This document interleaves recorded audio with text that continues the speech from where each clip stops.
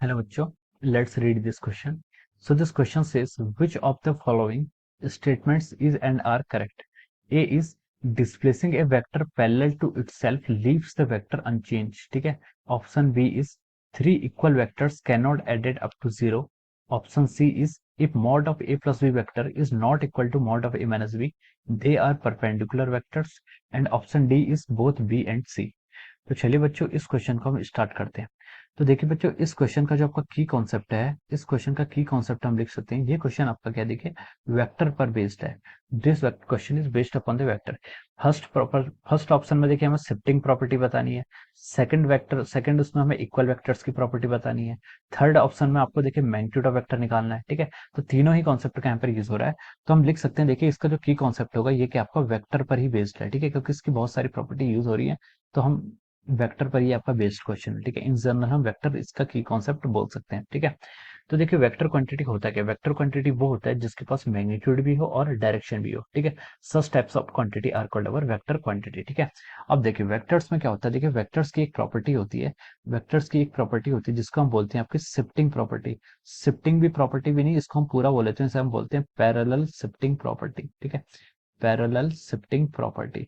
Parallel shifting property आपकी ये बोलती है कि अगर किसी वेक्टर को हम उसके पैरेलल डायरेक्शन में कहीं भी ले जाएं, यानी कि उस वेक्टर का हम ओरिएंटेशन चेंज ना करें, तो वो वेक्टर आपका सेम वेक्टर ही रहता है। ठीक है, जैसे कि ये आपका एक ए वेक्टर है। ठीक है, ए वेक्टर है, इसको हम ए वेक्टर बोलेंगे। अब मैं इसको यहाँ पर भी ले जाऊंगा लेकिन इसकी डायरेक्शन सेम है और लेंथ सेम है, तो इसमें क्या बोलूंगा, this vector and this vector, ये दोनों वेक्टर के आपके इक्वल हो जाएंगे। ठीक है, अब मैं इसको यहाँ पर भी ले जाऊंगा, जस्ट इसको थोड़ा सा अपने राइट साइड में शिफ्ट कर लूंगा, ये फिर भी आपका ए वेक्टर ही रहेगा। ठीक है, लेकिन अगर मैंने इसका इंक्लिनेशन थोड़ा सा भी चेंज कर दिया तो मैं बोलूंगा कि ये वेक्टर क्या हो जाएगा, आपका वेक्टर नहीं है। ठीक है, ये वेक्टर आपका डिफरेंट हो जाएगा। ठीक है, so this is called the shifting property of the vector, इसको हम कहते हैं parallel shifting property of vector.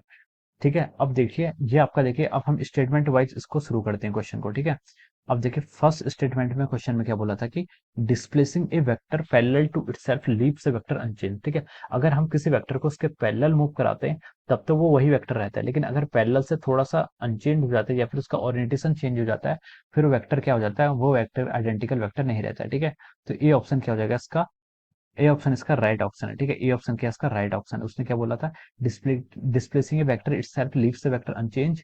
तो देखिए ये ऑप्शन क्या आपका राइट है। ठीक है, ये ऑप्शन क्या हो जाएगा, उसका राइट ऑप्शन है। ठीक है, वेक्टर को पैरेलली शिफ्ट करते हैं तो वो सेम वेक्टर रहता है। सेकंड बोला इसने three equal vectors can not add up to zero. ठीक है, तीन वेक्टर्स को ऐड करके जीरो नहीं आ सकता। ठीक है, जीरो आ सकता है। ठीक है, जीरो आ सकता है, बिल्कुल आ सकता है। जीरो कैसे आ सकता है, देखिए आप मान लीजिए आपका यहाँ पर एक वेक्टर है। ठीक है, ये वेक्टर आपका, ये दूसरा वेक्टर, ठीक है, ये तीसरा वेक्टर। ठीक है, इस पहले वेक्टर को ए वेक्टर बोल दीजिए, इस वेक्टर को बी वेक्टर बोल दीजिए, इस वेक्टर को आप सी वेक्टर बोल दीजिए। ठीक है, तो इन तीनों वेक्टर्स का अगर आप समेशन करेंगे तो ये कितना आ जाता है, देखिए A vector plus B vector plus C vector is equal to zero, ये आपका नेट आ गया। ठीक है, तो इसने क्वेश्चन में क्या बोला था, three equal vectors can not added up to zero. ठीक है, उनको हम ऐड कर सकते हैं, तो ये ऑप्शन इसका क्या हो जाएगा, आपका रॉन्ग हो जाएगा। ठीक है, कैन नॉट एडेड बोला है उसने। ठीक है, अगर उसने बोला होता तीन equal vectors can be added up to zero, तो उसका आंसर सही हो जाता है, लेकिन इसने कैनॉट बोला है तो इसका आंसर क्या हो जाएगा, रॉन्ग हो जाएगा। ठीक है, सी पर मूव करते हैं। सी पर इसने बोला है कि mod of A plus B vector is equal to mod of A minus B vector is not equal to, okay, they are perpendicular vector. ठीक है, देखिए mod of A plus B और mod of A minus B को हम यहाँ पर define करते हैं। Mod of A plus B और mod of A minus B क्या होगा। ठीक है, देखिए mod of A plus B vector को हम क्या लिख सकते हैं, देखिए मॉड को अगर हम खोलते हैं, ये क्या आपका रिजल्टेंट है दो वेक्टर्स का, ए और बी वेक्टर का। ठीक है, इसको अगर हम ओपन कर देते हैं तो हम लिख सकते हैं, देखिए square of magnitude of first vector, फिर आ गया मैग्नीट्यूड का square of second vector plus of over two times magnitude of A magnitude of B into cos of theta. Assume क्या कर रहे हैं, ए और बी वेक्टर के बीच में यहाँ पर कॉस जो एंगल है वो क्या थीटा डिग्री का एंगल है ए और बी वेक्टर के। अब हमारे पास दूसरा क्या है, ए माइनस बी वेक्टर। ठीक है, ए माइनस बी वेक्टर को हम क्या लिख सकते हैं, देखिए ए माइनस बी वेक्टर को हम लिख सकते हैं, देखिए मैग्नीट्यूड ऑफ ए का square plus magnitude of B का square plus two times magnitude of A plus magnitude of, sorry, into magnitude of B cos cos of angle.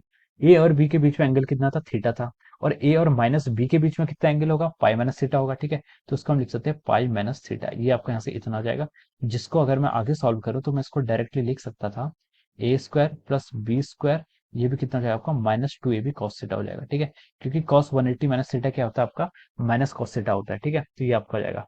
अब उसने बोला है कि अगर ये दोनों वेक्टर्स परपेंडिकुलर वेक्टर होंगे, ठीक है, अगर देखिए ये दोनों वेक्टर्स परपेंडिकुलर होंगे, ठीक है, तो मान लीजिए ये इक्वेशन को मैं क्या बोल रहा हूँ, I am saying this equation as equation first and this equation as equation second, ये आपकी फर्स्ट और सेकंड इक्वेशन है, ठीक है।